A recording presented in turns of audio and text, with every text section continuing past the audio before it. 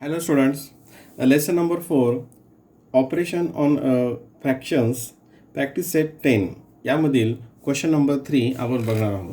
Question number 1 addition आणि question number 2 subtraction यांची व्हिडिओची link खाली डिस्क्रिप्शन बॉक्समध्ये दिलेली आहे. बघा आता यामध्ये वर्ड प्रॉब्लेम्स आहेत, शाब्दिक उदाहरणं इथं दिलेली आहेत आणि ती आपल्याला या व्हिडिओमध्ये बघायची आहेत.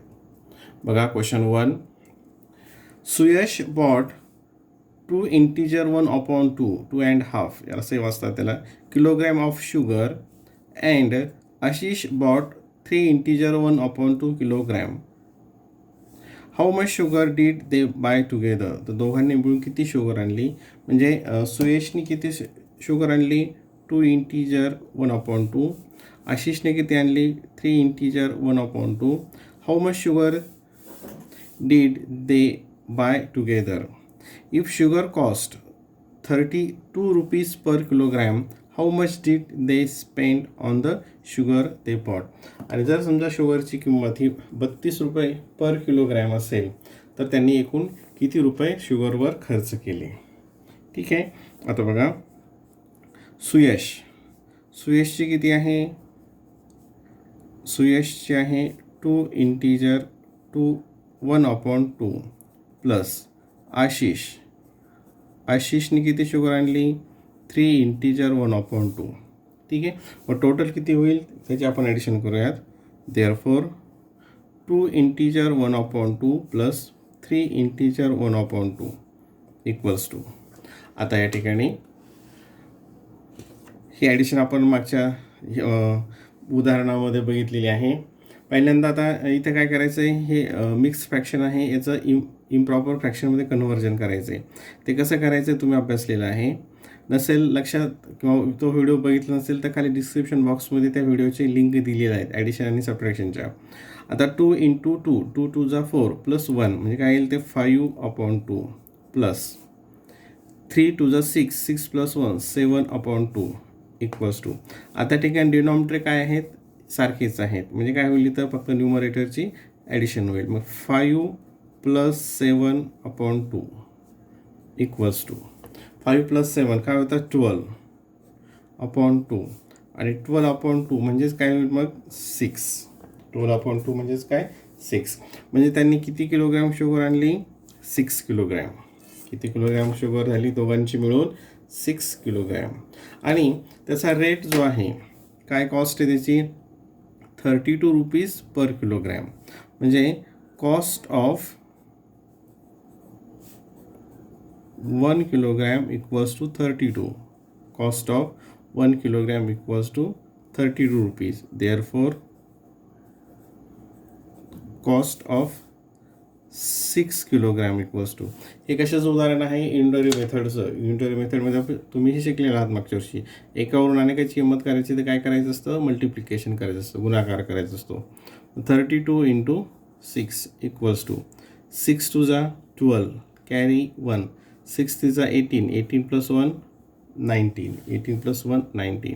म्हणजे किती त्यांना टोटल खर्च केले 192. Therefore they spent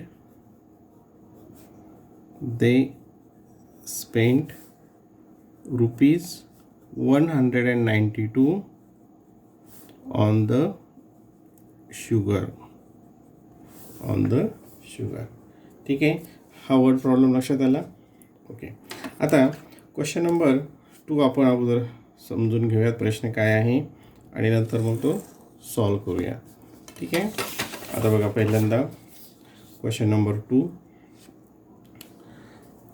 Aradhana grows potatoes in 2/5 parts of her garden, greens in 1/3 part and brinjals in the remaining part. On how much of her plot did she plant brinjals. आता प्रश्न अगोदर नीट समजून घेऊयात आपण अगोदर एका फिगरच्या साहाय्यानं. सपोज हे पूर्ण तो प्लांट आहे, नीट लक्षात द्या. आता तो पूर्ण काय आहे हा प्लांट आहे. हा किती प्लांट आहे हा तर 1 प्लांट आहे. टोटल किती आहे हा 1 प्लांट आहे. ठीक आहे. आता या 1 प्लांटमधून 2/5 पार्ट्स आता हे आपण एक फिगरच्या साह्याने दाखवूयात. हा पार्ट जो आहे, समजा हा किती आहे, 2/5 पार्ट आहे हा. याच्यामध्ये काय आहेत, पोटॅटोज. याच्यामध्ये काय आहेत, पोटॅटोज. आणि त्यातला आणखीन काही पार्ट हा 1/3 पार्ट्समध्ये काय आहेत, ग्रीन्स. 1/3 पार्ट्समध्ये काय आहेत, ग्रीन. आणि उरलेल्या पार्ट्समध्ये काय आहेत, ब्रिंजल्स. उरलेल्या पार्ट्समध्ये आहेत ब्रिंजल्स. मग आता इथं किती ब्रिंजल्स आहे, हा पार्ट किती आहे असा प्रश्न विचारलेला आहे. म्हणजे हा प्लॉटचा किती पार्ट आहे असा प्रश्न विचारलेला आहे. मग आपण काय करावं लागेल, ह्या दोघांची ॲडिशन करावं लागेल. आणि टोटल हा किती प्लॉट आहे, 1. टोटल किती प्लॉट आहे हा, 1. आणि 1मधून काय मायनस करावं लागेल, या दोघांची ॲडिशन. पोटॅटोजचा पार्ट आणि ग्रीन्सचा जो पार्ट आहे त्याची ॲडिशन या 1 प्लॉटमधून सबट्रॅक्ट करावं लागेल. ठीक आहे. आता बघा, मग पहिल्यांदा पोटॅटोज आणि ग्रीन्सची आपण ॲडिशन करूयात. बघा या ठिकाणी 2/3 प्लस ग्रीन्स 1/3 म्हणजे किती होईल, तर दोघांचा मिळून देअरफॉर 2/3 प्लस 1/3 2/5 आहे. 2/5 प्लस 1/3. आता इथे काय झालं, हे डिनॉमिनेटर वेगवेगळे आहेत. डिनॉमिनेटर वेगळे म्हणजे काय करावं लागेल आपल्याला, ही ॲडिशन, याचं क्रॉस मल्टिप्लिकेशन. ठीक आहे. हे तुम्ही मागच्या व्हिडिओमध्ये सुद्धा बघितलेलं आहे. मग 2 × 3, 2 3 जा 6 प्लस 1 × 5, 5 1 जा 5 आणि 2 खालचं दोघांचं मल्टिप्लिकेशन 5 × 3, 5 3 जा 15 इक्वल्स टू 6 + 5 11/15. म्हणजे ह्या दोघांनी मिळून इथे दोन्ही पोटॅटोज अँड ग्रीन्स मिळून किती पार्ट झाला टोटल, 11/15. आपला टोटल किती आहे, 1 प्लांट आहे. मग आता उरलेल्या प्लांटमध्ये म्हणजे 1 मायनस हा जर मायनस केला तर काय होईल, मग तिथं ब्रिंजल्स उरतील. देअरफॉर रिमेनिंग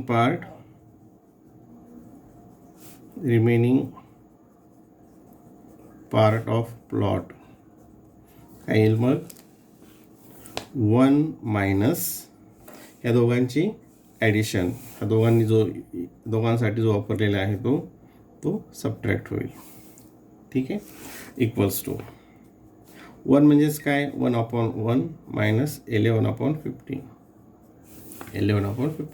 आता या ठिकाणी सुद्धा cross multiplication.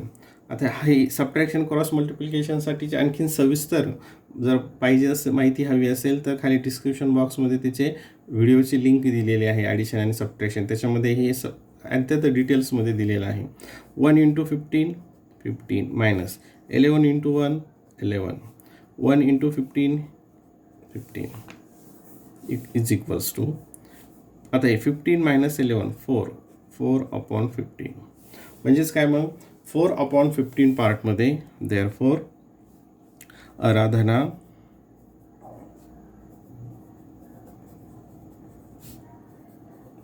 Grows,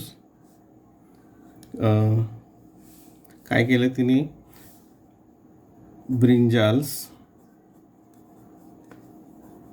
in 4/15 part of plot.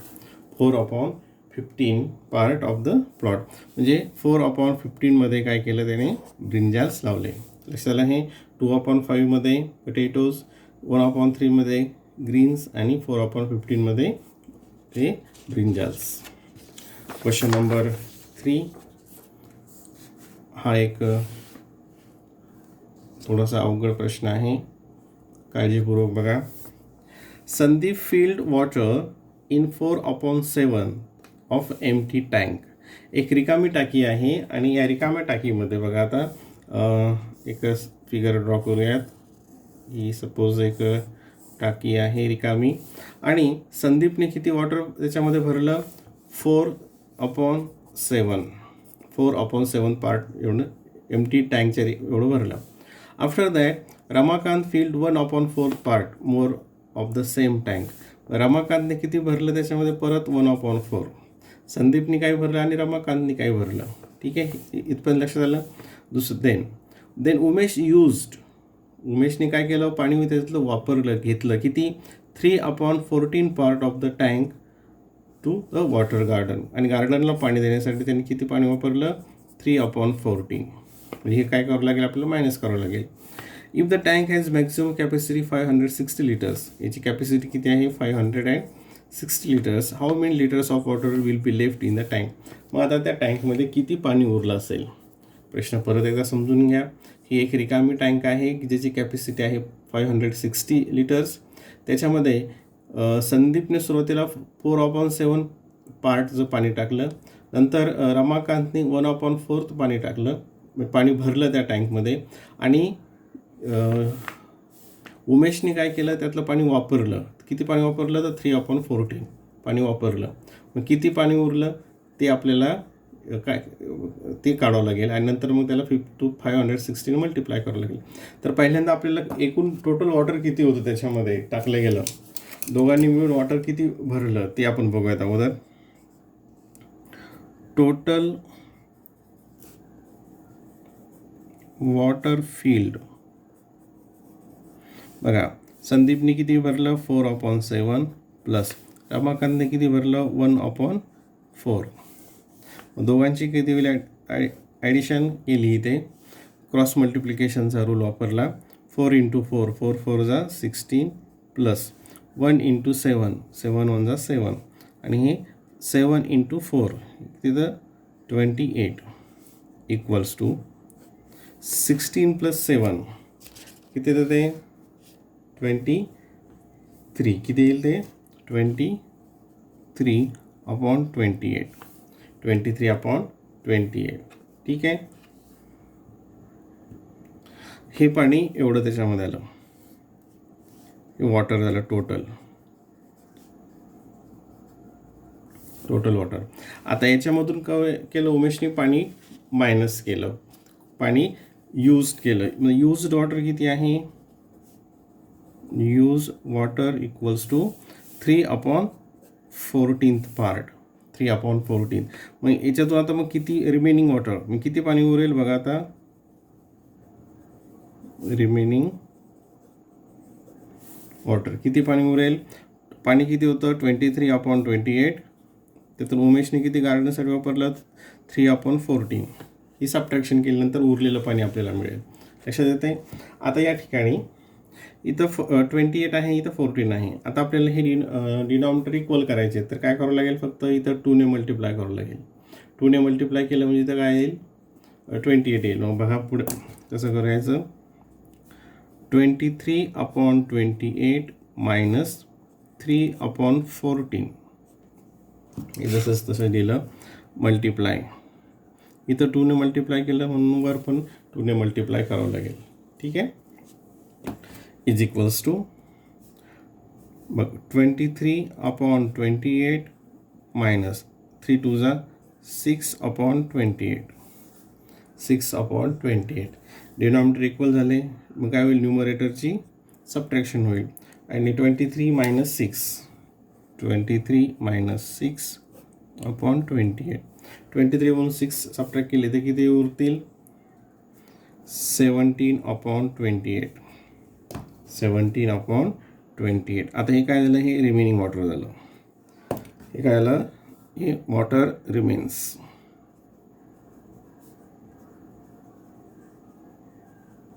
एवढं आता पाणी शिल्लक आहे त्या टँकमध्ये.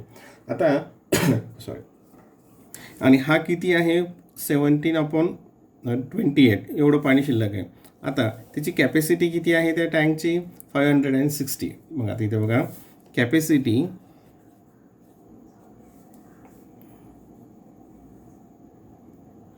uh, 560. Okay, 560 litre. मग त्यातलं किती पार्ट उरलेलं आहे, 17/28 17/28 उरलेले. Therefore water remains 17/28 into 560 into 560. ठीक आहे, इक्वल्स टू, आता याचं मल्टिप्लिकेशन करूयात.